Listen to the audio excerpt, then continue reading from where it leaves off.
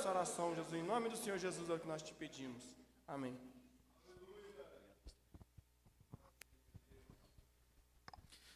Meus queridos irmãos, a paz do Senhor Jesus a todos.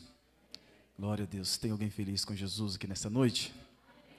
Glória a Deus. Vamos abrir o texto bíblico.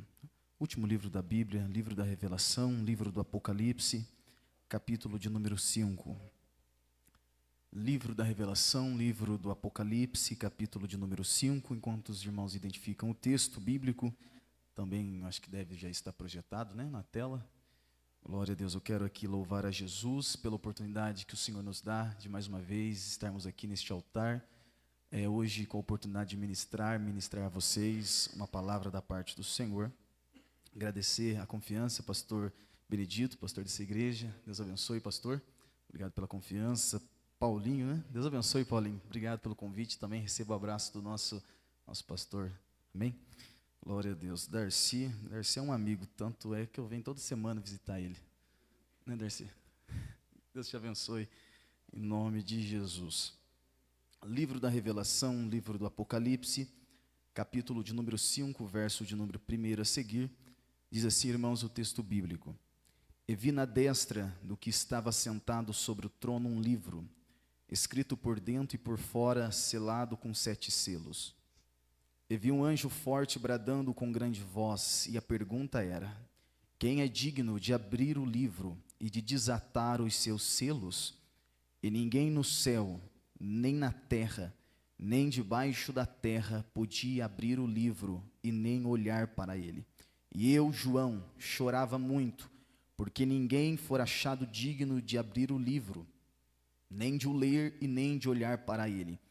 E disse-me um dos anciãos: não chores, eis aqui o leão da tribo de Judá, a raiz de Davi, que venceu para abrir o livro e desatar os seus 7 selos.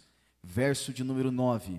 E cantavam um novo cântico, dizendo: digno és de tomar o livro e de abrir os seus selos, porque foste morto e com teu sangue compraste para Deus homens de toda tribo e língua, povo e nação, e para o nosso Deus os fizestes reis e sacerdotes, e eles reinarão sobre a terra. Amém? Tome teu assento nesta noite em nome de Jesus. Glória a Deus. Queridos irmãos, Igreja de Cristo, noiva do Cordeiro, um grande desafio, né? Abrir a Bíblia Sagrada, propriamente dito aqui no livro da Revelação, no livro do Apocalipse. Parece que durante muitos anos, alguns quando abrem este livro, alguns quando identificam o livro do Apocalipse, a primeira coisa que vem na mente, presbítero Darcy, de alguns, e de qualquer estudante da Bíblia, né? A primeira vez que eu li a Bíblia, vendo o Apocalipse mostrando tantas visões, pastor Benedito, tantas revelações acerca da besta que subiu da terra, a besta que sobe do mar, as grandes figuras proféticas que foram mostradas ao apóstolo João, ver todo o desenrolar daquilo que nós vemos aqui no livro do Apocalipse, o toque das trombetas, a terra sendo lançada sobre ela, calamidades, problemáticas, enfim. Parece que alguns pensam que o intuito é encher a Bíblia e a mente do cristão de enigmas, e lendo a Bíblia eu descobri que não é nada disso. Lendo a Bíblia eu descobri que o livro da Revelação, o livro do Apocalipse, não tinha e não tem o propósito nenhum de confundir ou tornar difícil a interpretação para a Igreja de Cristo.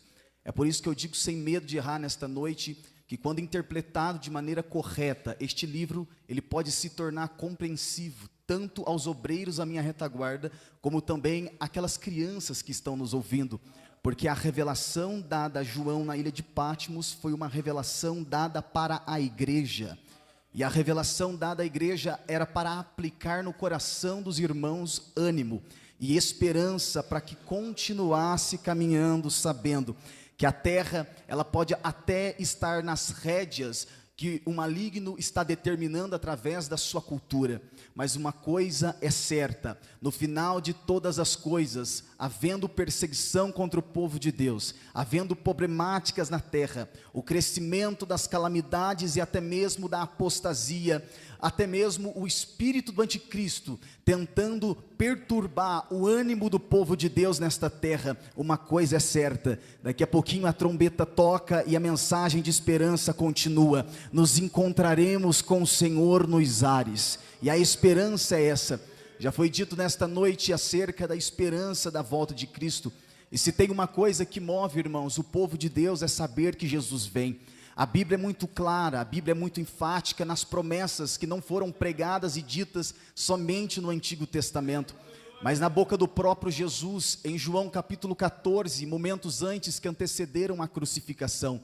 Jesus, ele olhou para os seus discípulos e disse: não se turbe o vosso coração, credes em Deus, credes também em mim, porque na casa de meu pai há muitas moradas. Se não fosse assim, eu vou-lo teria dito, pois vou preparar-vos lugar. E se eu for e vos preparar lugar, voltarei outra vez e vos levarei para mim mesmo, para que onde eu estiver, vós estejais também. Atos capítulo de número 1, verso de número 11. Jesus está no alto do Monte das Oliveiras, subindo assunto aos céus, sendo recebido nas nuvens. Os discípulos estão aqui embaixo, perplexos, olhando e vendo Jesus subir. 2 anjos se aparecem diante deles e dizem: varões galileus, por que vocês estão perplexos olhando para o céu? Esse mesmo Jesus que vocês estão vendo ele ir, daqui a pouquinho ele vai voltar de novo para buscar o seu povo, para buscar a sua igreja. Irmãos, e se nesta noite eu pudesse aqui falar acerca do arrebatamento da igreja, presbítero Darcy, com certeza eu traria para este altar as palavras do apóstolo Paulo, escrito na sua primeira carta aos Tessalonicenses, capítulo de número 4, quando Paulo, escrevendo à igreja de Tessalônica, ele disse que, dada a palavra de ordem, o mesmo Senhor descerá do céu com alarido e voz de arcanjo, pastor Benedito, e com trombeta de Deus nas mãos.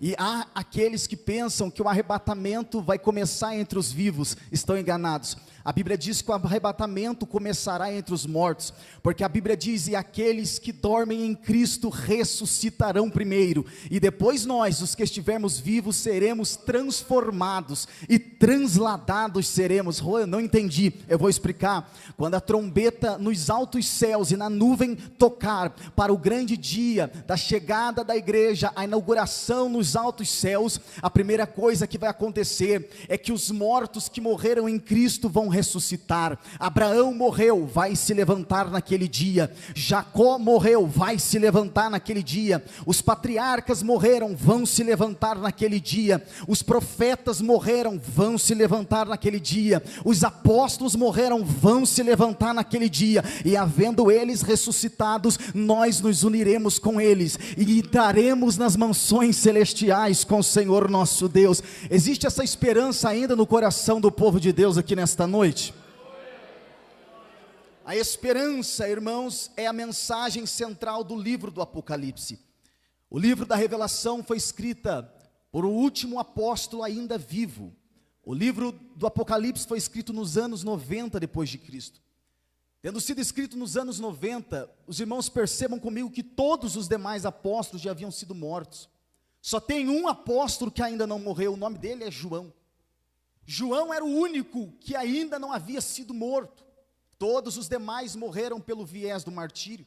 Se nesta noite, Alain, nós pudéssemos aqui traçar uma biografia de cada um dos apóstolos, nós iríamos ver a maneira como eles morreram. Porque Tiago, por exemplo, foi morto pela espada de Herodes.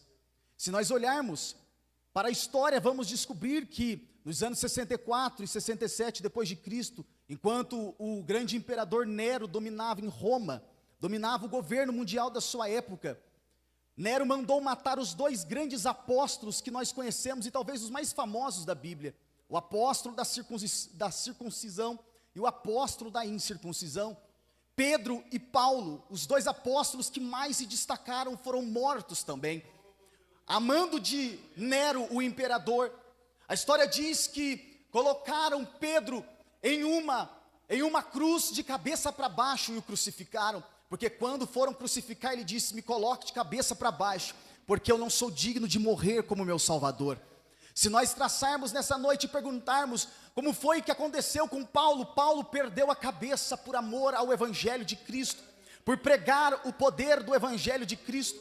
Os imperadores nos 3 primeiros séculos da igreja primitiva se levantaram com um único intuito, e o intuito dos governadores, dos imperadores de seu tempo era aniquilar, era matar, era dizimar, e era acabar com este movimento chamado cristianismo. Até tentaram, mataram os nossos irmãos, conduziram alguns para dentro dos coliseus, para serem mortos pelos leões, derramaram sangue nas praças, em Jerusalém apedrejaram Estevão, até que o seu sangue bateu no chão e ele caiu morto, olhando para o céu e dizendo: eis que eu vejo os céus abertos, em Atos capítulo de número 7, mas uma coisa é certa, quanto mais eles matavam e diziam: agora a gente acaba com este povo, agora a gente destrói este tal de discípulos de Jesus, agora nós vamos acabar com este movimento. Parece que o sangue que caía no chão era como semente em terra fértil, porque eles matavam 2 crentes, Paulinho, nascia 4, eles matavam 4, nascia 8, parece que era uma multiplicação poderosa.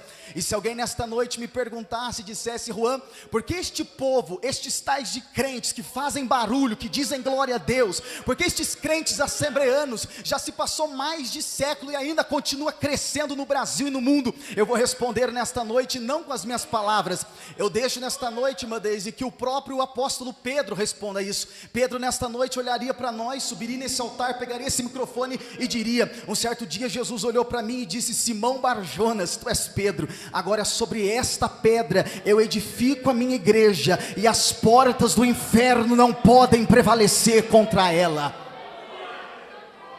Porque a igreja cresce, avança de maneira tão avassaladora no mundo na sua missão de anunciar o Evangelho? Porque a igreja de Cristo está guardada debaixo do poder espiritual, debaixo de uma guarda divina, onde o próprio Deus a faz crescer e o próprio Deus a preserva. Agora, queridos irmãos, igreja de Cristo, mataram todos os apóstolos de Cristo. Todos eles morreram pelo viés do martírio, nenhum morreu simplesmente porque chegou a uma idade avançada e morreu, foram assassinados por amor a Cristo. Isso já havia sido antecedido pelo próprio Jesus no Sermão da Montanha, entre o capítulo 5 ao capítulo 7 do Evangelho de Mateus. Jesus já havia dito: vocês serão levados ao sinédrio, mas exultai-vos e alegrai-vos quando vos perseguirem por minha causa, porque o galardão de vocês está garantido lá na casa do meu Pai. Jesus disse para eles: podem deixar eles perseguir vocês, caluniar vocês, matar vocês, levar vocês às prisões, vocês têm um galardão esperando vocês do outro lado. Agora, queridos, o que eu acho interessante na Bíblia é que todos morreram. Nos anos 90 só tinha o mais velho de todos, um homem de pelo menos 90 anos de idade. E a pergunta que eu faço, irmão Paulinho, é: o que um homem de 90 anos de idade pode apresentar para o Estado ou para o governo uma ameaça? Como é que um homem de 90 anos pode representar alguma ameaça a alguém? Pois é, foi nestes anos de 90 que dominava em Roma o imperador Domiciano. Domiciano olhou para então o último apóstolo de Jesus e disse: eu vou matar este homem, eu vou entrar na história assim como os outros imperadores antes de mim, eu vou destruir este último apóstolo e o meu nome vai entrar para a história. Tentou, não conseguiu. Pegou um homem de pelo menos 90 anos de idade, colocou ele na ilha chamada Patmos, diz o capítulo 1 do livro da Revelação, livro do Apocalipse. Pegaram João, levaram para uma ilha, aonde eram levados prisioneiros para que lá fossem mortos. Talvez com João seria muito mais fácil. Um homem de 90 anos, com as mãos amarradas, com os pés amarrados, lançado numa ilha deserta, não demoraria dias, e com certeza ele morreria, e ali acabaria o seu ministério. Os imperadores achavam que ali era um ponto final na vida de João. Pegaram João, colocaram ele na ilha, e a Bíblia diz que no dia do Senhor, no domingo, quando João, ele é lançado na ilha chamada Patmos, conforme Apocalipse capítulo de número 1, a Bíblia diz que ele cai. Imagina só os soldados da guarda romana, da guarda pretoriana, pegando ele naquele barquinho, levando na ilha, jogando ele na areia, virando as costas e indo embora. Um velho sendo abandonado à beira da praia, no meio da areia, ali na ilha de Patmos. Alguém dizia: aí é um ponto final no ministério deste tal João. João, ele caiu, mas a minha Bíblia diz que quando João, ele está jogado naquela areia, irmão Darcy, parece que de repente ele percebe que no dia do Senhor acontece uma coisa diferente. Porque, irmãos, quando João chega naquela ilha, ele olha para sua frente e ele vê simplesmente uma ilha rochosa, uma ilha deserta, não tem como sobreviver naquele lugar. João olha para a direita, Paulinho, vê água, olha para a esquerda, vê água, olha para trás, tudo tem água ali, não tem como ele escapar dali. E uma coisa eu aprendi lendo a Bíblia: quando todas as portas se fecham, quando a gente olha para frente, irmão Jonas, quando nós olhamos, irmão Jonas, para frente e não encontra uma porta, quando nós olhamos para a direita e não encontramos uma porta, quando nós olhamos para a esquerda, para trás, para todos os lados e não encontramos uma porta, parece que eu ouvi uma voz gritando para João, dizendo: João, como todas as portas aí na terra se fechou, eu vou abrir uma porta para você aqui em cima. Olha para cima, João.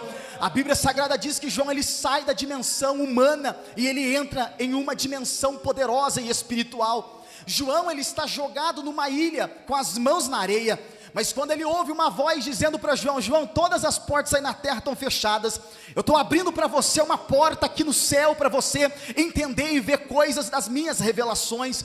A Bíblia Sagrada diz que João, ele olha para cima e ele percebe que ele já não está mais, Alain, nas areias da ilha de Patmos, porque quando ele coloca a mão procurando de novo, como que num piscar de olhos, as areias que ali estava, irmão Paulinho, ele já não vê mais areia. O que ele vê? Uma grande rua de ouro. Ele olha para o lado e vê jaspe, ele olha para frente e tenta procurar as árvores, pastor Benedito, que estava ali na ilha, e ele não vê árvore nenhuma. O que ele vê é um grande jardim do paraíso e a árvore da vida, que está no meio do paraíso de Deus. Ele olha à sua volta e procura as águas que o cercavam, e ele não vê as águas do mar que estava na ilha de Patmos, à beira do mar Egeu. O que ele olha e ele vê é um rio que nasce debaixo do trono de Deus e passa pelo meio da praça da Jerusalém celestial, da Jerusalém divina. Ele olha para cima, talvez para procurar, cadê os pássaros que até agora eu via cantando e sobrevoando estes céus? Ele não vê pássaros, mas ele vê seres angelicais e diferenciados. Estes seres, eles têm 6 asas, com 2 eles cobrem os pés, com 2 eles cobrem o rosto, com 2 eles voam, olham uns para os outros e começam a dizer: Santo, Santo, Santo, Santo, Santo, Santo, Santo é o Senhor dos exércitos, e toda a terra está cheia da sua glória. Você consegue perceber a dimensão que João entrou? Você consegue perceber a dimensão de glória, a dimensão celestial que João entrou agora na ilha de Patmos?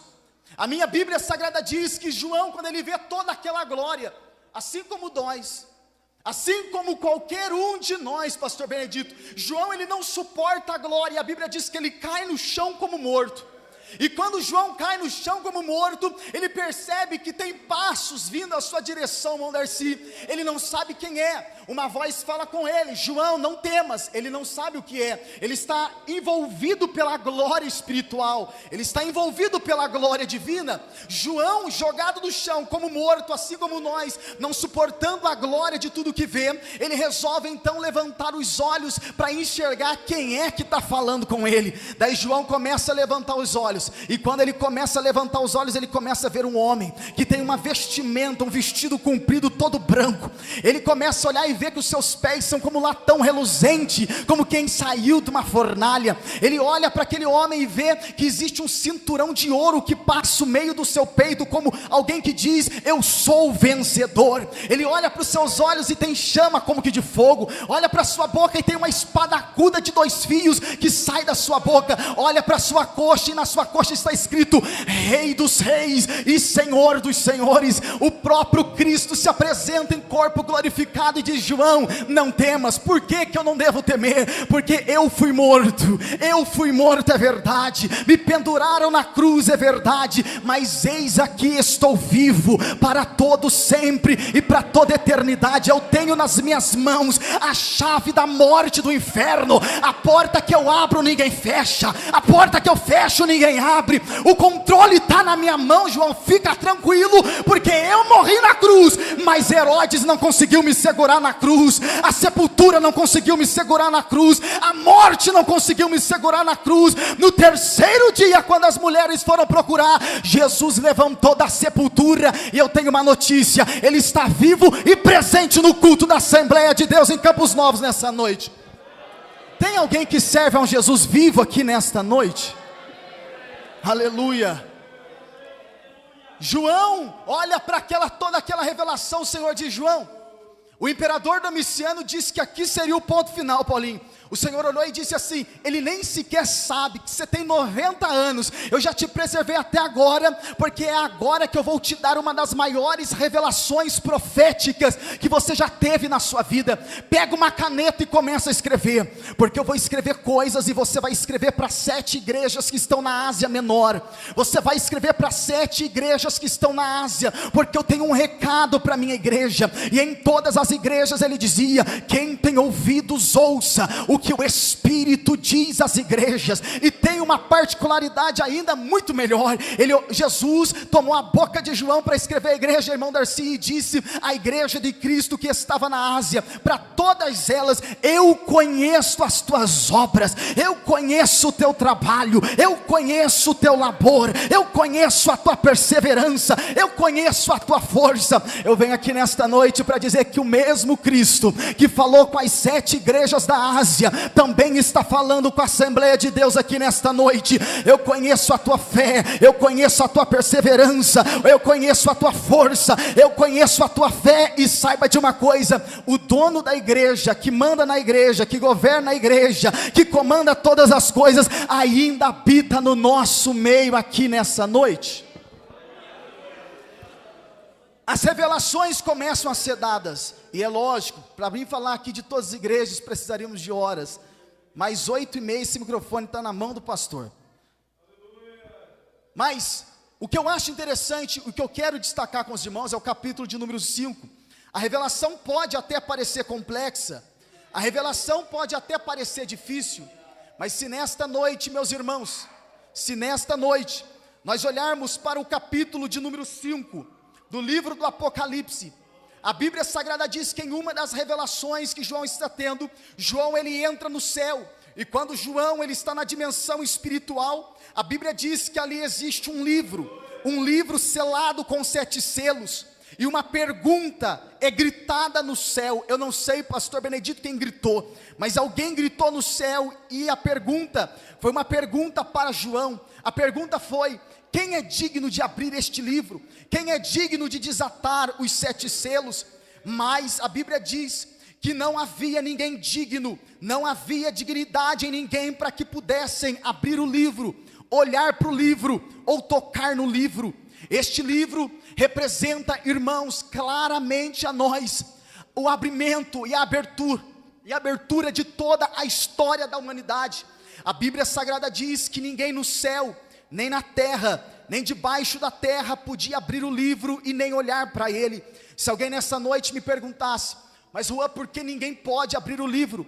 Porque na terra, nem no céu, ninguém pode abrir o livro. Eu vou responder: porque se nós nesta noite entrássemos no céu, nós encontraríamos ali arcanjo, querubim, serafim, classes angelicais, classes poderosas de anjos, que ardem em fogo, que ardem em santidade, mas todos eles são criaturas, nenhum deles tem poder de salvação, todos foram criados, todos tiveram início. Se nesta noite você me perguntasse: mas por que na terra também não foi encontrado ninguém? Eu tomaria aqui as palavras do próprio apóstolo Paulo: todos pecaram e destituídos estão da glória de Deus. Carta de Paulo aos Romanos, tanto Salmos quanto Romanos. E Deus olhou para a terra, e Deus não viu um justo sequer, Deus não viu ninguém que praticasse o bem. O Senhor olhou para todos os lados, e para trazer salvação à humanidade, não tinha um disponível,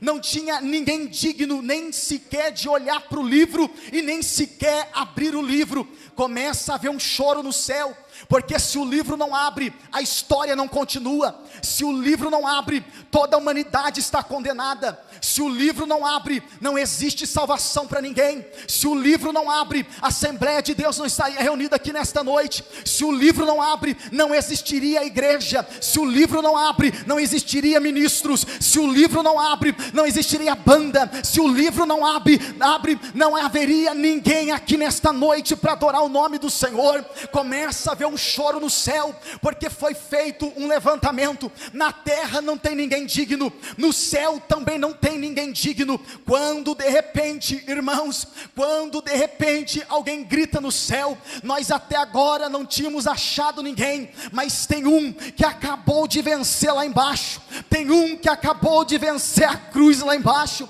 e ele assumiu, ele é poderoso. Quem é ele? É um simples profeta? Não. Quem é ele? Um simples líder? Não também. Quem é ele? Um grande homem, um grande doutor, um grande médico, um grande cientista? Não também. Quem é ele? Alguém olhou e gritou conforme as profecias do Antigo Testamento, dizendo a João: João, não precisa mais chorar, porque se o livro não abre, todo mundo estava condenado, mas a gente acabou de achar alguém que é digno de abrir o livro, que é digno de pegar o livro, que é digno de abrir o livro, que é digno de salvar a humanidade. Quem é este? E eles disseram: não chores, eis aqui o leão da tribo de Judá, eis aqui a raiz de Davi, que venceu para abrir o livro, e venceu para desatar os seus 7 selos. E aqui que eu acho interessante, quando foi gritado no céu que foi achado alguém digno de abrir o livro, alguém achado digno de pegar o livro e abrir o livro, este é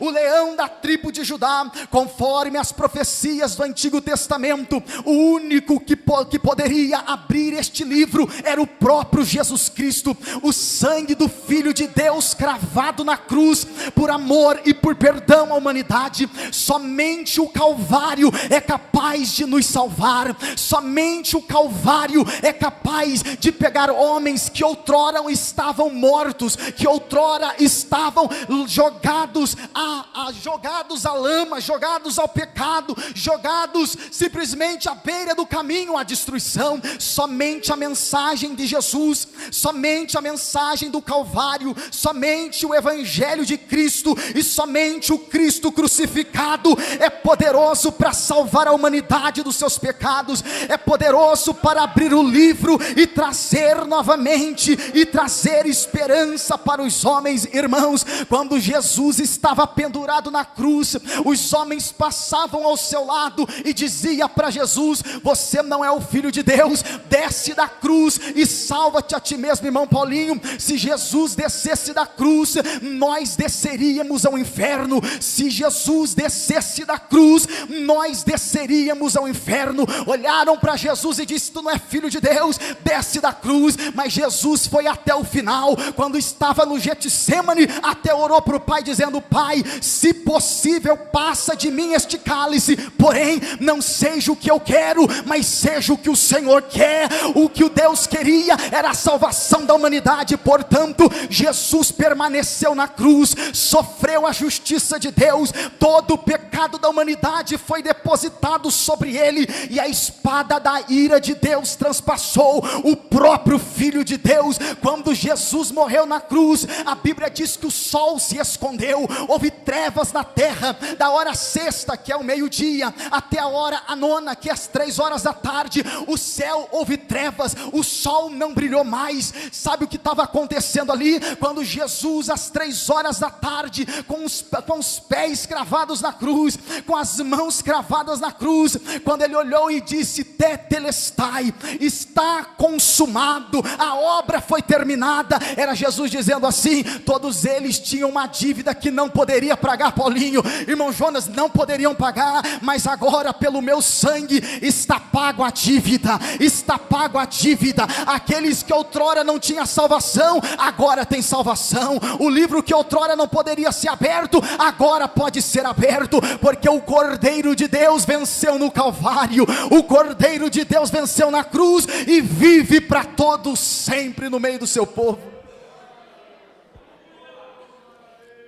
O que eu acho interessante é que se Jesus ele morresse e permanecesse na cruz, se Jesus ele morresse e permanecesse morto numa sepultura, Jesus ele não se tornaria diferente de qualquer um outro que morreu antes dele. Se Jesus fosse apenas um líder de um movimento, irmão Darcy, que morresse e ficasse morto, ele não seria diferente de Allan Kardec, que foi o líder do Espiritismo. Ele não seria diferente de Joseph Smith, que foi o líder dos Testemunhos de Jeová. Se Jesus morresse e ficasse morto na sepultura, ele não seria diferente de Maomé. Se Jesus morresse e ficasse na sepultura, ele não seria diferente de qualquer outro líder que morreu antes dele. Só que sabe qual é a diferença? A diferença é que se a gente for lá na França e perguntar onde é que está o corpo de Allan Kardec, eles vão levar você numa sepultura e dizer, aqui jaz o resto mortais de Allan Kardec. Aonde está o líder? Se a gente for lá nos Estados Unidos e perguntar onde é que está o líder aqui das Testemunhas de Jeová, eles vão levar a gente numa sepultura e dizer, aqui jaz os restos mortais do tal líder das Testemunhas de Jeová. Se nós formos lá em Meca e perguntarmos onde é que está o corpo do profeta Maomé, eles vão dizer, o corpo dele jaz aqui nessa sepultura. Agora se a gente for em Jerusalém e perguntar onde é que está o corpo de Jesus, aonde é que está o corpo do líder do cristianismo, eles vão dizer, não tem, aqui não tem, só tem aqui um lembrete, e o lembrete ele morreu, foi preso na quinta, morreu na sexta, ficou no sábado, no domingo foram visitar ele já tinha pulado para fora, porque Jesus não ficou na cruz, Jesus não ficou na sepultura. O Jesus que nós servimos nessa noite, ao terceiro dia ele ressuscitou dentre os mortos e vive para todo sempre. Quando isso foi gritado no céu, a Bíblia diz, encerro aqui, quando a Bíblia diz que isso foi gritado no céu, o Cordeiro venceu, e agora ele pode abrir o livro e desatar os selos, a Bíblia Sagrada diz, que os anciãos, 24 anciãos, os animais que estavam diante do trono, os seres angelicais, o céu inteiro para. E sabe por que o céu inteiro para? A minha Bíblia diz, capítulo 4 e capítulo 5 do livro da Revelação, do livro do Apocalipse, eles param, e quando é proclamado o nome do Salvador, quando é proclamado o nome do Cordeiro de Deus, todos eles se prostram diante do Cordeiro, e começam a fazer o que a banda está fazendo aqui nesta noite, eles começam a adorar aquele que é digno de receber honra, aquele que é digno de receber glória, aquele que é digno de receber louvor, aquele que é digno de receber adoração. E eles fazem mais. Sabe o que eles fazem? Todos eles são seres angelicais, eles têm, Paulinho, coroas na cabeça. A Bíblia Sagrada diz que eles se jogam diante do Cordeiro, eles arrancam a coroa da cabeça e começam a jogar diante do trono de Deus, como que quem diz, aqui não tem mérito nenhum, aqui não tem ninguém bom, aqui não tem ninguém que prega mais, aqui não tem ninguém que canta mais, aqui não tem ninguém que toca mais, aqui não tem quem ensina mais, não tem. Aqui no céu a adoração é só dele, a adoração é só dele, o louvor é só para ele, a glória é só para ele. Então eles tiram a coroa, lançam diante do Cordeiro e diz, no nosso culto, o único que é adorado tem nome, o nome dele é Jesus Cristo de Nazaré. O culto nesta noite, irmão, ele não tem dono, o culto nesta noite, ele não tem dono, não tem quem prega mais, não tem quem canta melhor, não tem quem canta pior. Aqui, irmãos, só tem um que está no meio desta casa, recebendo louvor e adoração nesta noite, o nome dele é Jesus Cristo de Nazaré. As mulheres, elas foram lá para a sepultura, pastor Benedito, pensando e chorando, dizendo, a gente vai encontrar com o corpo de Jesus, porque Jesus morreu, Darcy. Eles foram dizendo, nós vamos voltar, nós vamos para lá e vamos voltar, porque Jesus morreu. Só que já era o terceiro dia, esqueceram das profecias. Elas foram para cultuar um Jesus morto. Sabe que jeito que elas voltaram? Elas voltaram com um culto diferente, Daisy.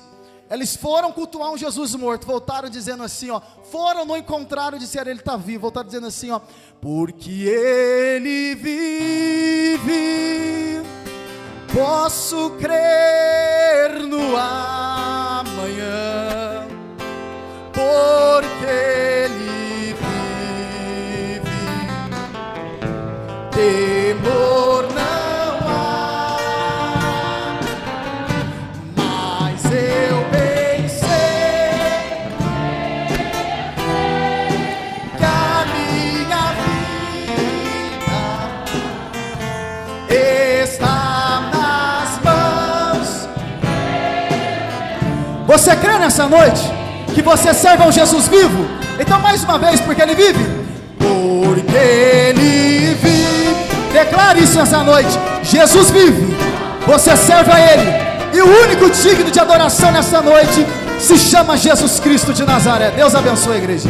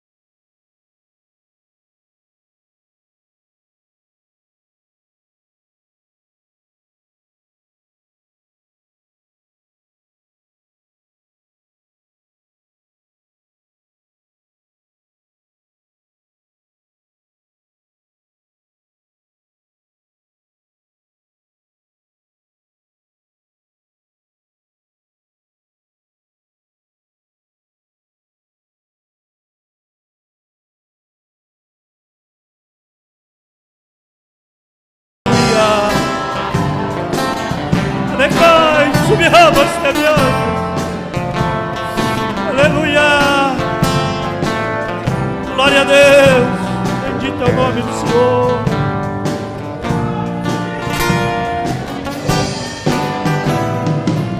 Glória a Jesus. Bendito é o nome do Senhor. Aleluia. Aleluia. Porque Ele vive, posso crer no amanhã. Porque Ele vive, temor não há. Mas eu bem sei que a minha vida está nas mãos de meu Jesus, que vivo está. Aleluia! Glória a Deus! Quantos crê piamente